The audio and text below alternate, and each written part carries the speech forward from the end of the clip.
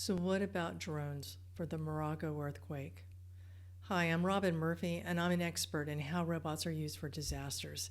I've been pioneering ground, aerial, and marine robots since 1995 and have deployed drones to over a dozen events, starting with the very first use of drones at Hurricane Katrina back in 2005. Other events include the Fukushima Daiichi nuclear accident, the Surfside Miami building collapse, and Hurricane Ian. First off, the earthquake is a terrible tragedy, and the citizens and responders are in our thoughts and prayers here at CRASAR. The purpose of drones is to help, and fortunately, it looks like the Moroccan military is already on site using them. Now, they're likely to be using drones in 5 different ways for an earthquake, and I don't know that for sure since I'm not there, but this is what I would expect after a dozen or so deployments. The teams would probably have immediately started using drones for reconnaissance, rapid needs assessment, and for tactical situation awareness.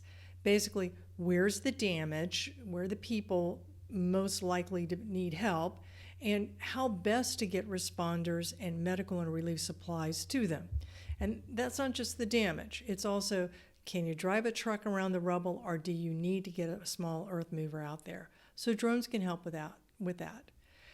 They've also probably started flying surveys to collect low-resolution, high-altitude maps to get an overall situation awareness.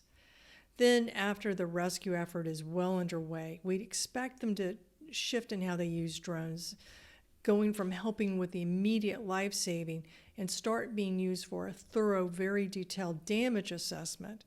And also the drones would start providing mapping and geospatial support by visually documenting everything and putting this into some sort of GIS portal that all the agencies can see and use, for data sharing. The drones might next be used for detailed structural inspection. Typically, that's used for bridges and large multi-story commercial buildings.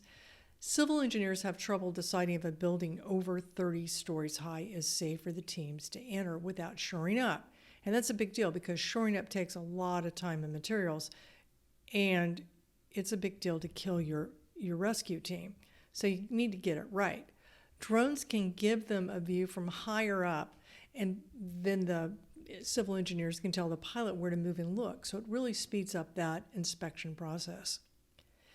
So that's what they'll probably be used for. It's unlikely that the drones will be used for the 4 other ways we see robots used in a disaster. Wellness checks. Well, like at Hawaii, calling and saying, is grandfather okay? Well, that isn't feasible for this because there are hundreds of thousands of people whose families would like to know that they're okay. Missing persons search.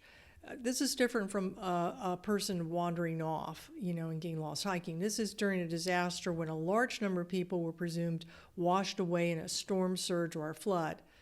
But in an earthquake, and like this one, everyone was home, so they would unfortunately likely be in the rubble. Delivery. That's fairly rare because you're really using a drone to help only a few people at a time, and the payloads are small. And so the responders generally had to find you first and assess your needs. So they probably had enough water, medicine, insulin, whatever, or the next crew coming in a few hours will. Big trucks with food, water, and porta potties are wonderful things, let me assure you. Technical search. Now that's the term we use for flying indoors, trying to get inside when the detailed structural inspection says it's not safe or can't tell. So you're trying to see if anybody's in there. And part of the horror of this earthquake is that it looks like it's so many people's houses has collapsed. There's really no indoors to fly through.